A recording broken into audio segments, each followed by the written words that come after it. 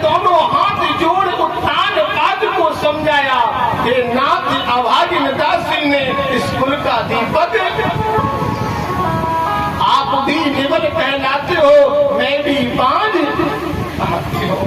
ये राजन, आप दूसरा विवाह कर लो, आप दूसरा विवाह कर लो। जो बार बार आग्रह किया कि आप दूसरा विवाह कीजिए, और दूसरे विवाह के लिए जिस समय आग्रह करते हैं मेरे गोविंद बड़े सुंदर भाव से, उस गोविंद की अद्भुत लीला हुई है।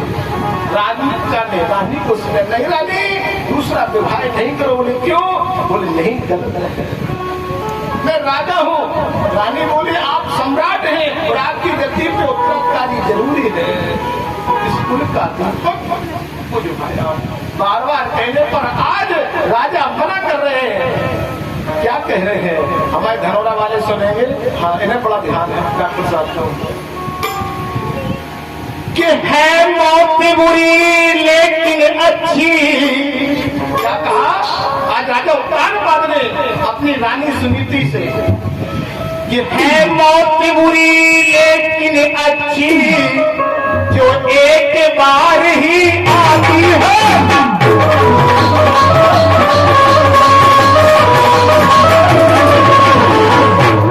मौत से 100 गुनी बुरी, दिन रात हृदय को जला।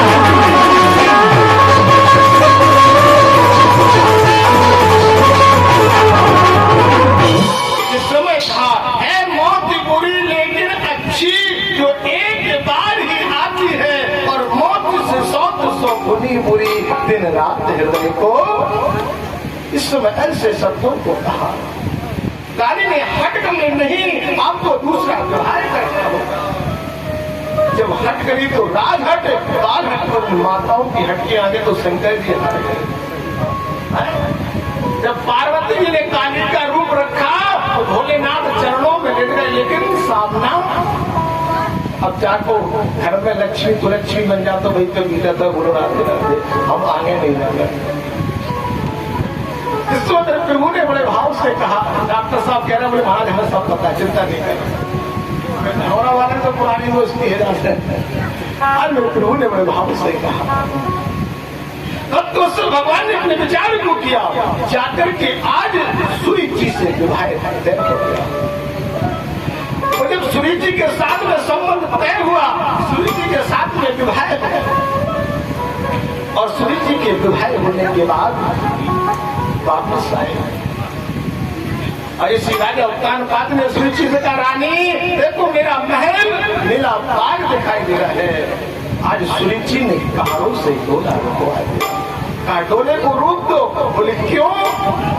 बोले या तो उस रानी को जिंदा महलों में चिनवा दो, या मुझे वापिस।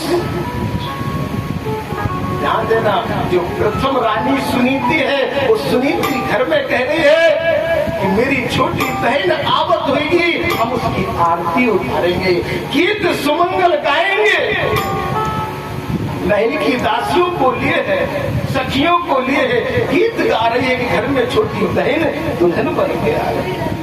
सुनीति का सुंदर भाव। लेकिन इधर क्या हुआ? सुरुचि कह रहे हैं कि उसको जिंदा महलों में छिड़वा दो, या मुझे वापिस कर दो, मुझे वापिस भिजवा दो। जब ऐसा कहा तो राजा उत्तानपाद के नेत्रों से आंसू गिरने लगे। मैंने समझाया था कि दूसरा विवाह मत करो। प्रथम रानी के साथ इतने दिन हंसी खुशी से बिताए, लेकिन ये लीला अद्भुत हो गई। ये लीला अद्भुत हो गई। ऐसी लीला हो गई। राजा उत्तानपाद घोड़े से उतर के पहुंचे। सुनीति ने देखा, राजा तुम्हारे चेहरे पर उदासी छाई है। बोले आज रानी ने उत्तानपाद को अपनी गोद में बिठा दिया और इसी गोद में बिठाकर के पूछ दिया, राजन क्या बात है? तुम्हारी बहन ने कहा, या तो निर्वस होकर के महलों से बाहर चली जाए, या जिंदा महलों। आज सुनीति ने अपने स्वामी के चरणों की रवि को मस्तक से लगाया और साध्वी का वेश बनाया, जंगल को चली। आज सुनीति जंगल में गई, इधर सुनीति आकर के रह रही है, लेकिन आज इसके भी कोई संभाव नहीं। जब तुमने किसी को सताया है तो परमात्मा तुम्हें भी उसका कष्ट देगा। आज सुनीति की भी कोई संतान नहीं, लेकिन सुनीति आनंद से रह रही है, लता पत्तों को खा रही है, फल को खा रही है। कुछ समय व्यतीत हो गया, 5 वर्ष के बाद राजा उत्तानपाद आज आके खेले, और इसे राजा उत्तानपाद आके खेलने के लिए जंगल में जाते हैं तो सामने क्या देखते हैं, मेरे भक्तवत्सल भगवान पर बड़े सुंदर लिंगा, बड़े सुंदर भाव से बिजली चमकने लगी, पानी बरसने लगा, अंधेरा छा गया। राजा उत्तानपाद ने देखा कि मेरे प्राणों को कैसे बचाया जाए, तो एक झोपड़ी दिखाई दी।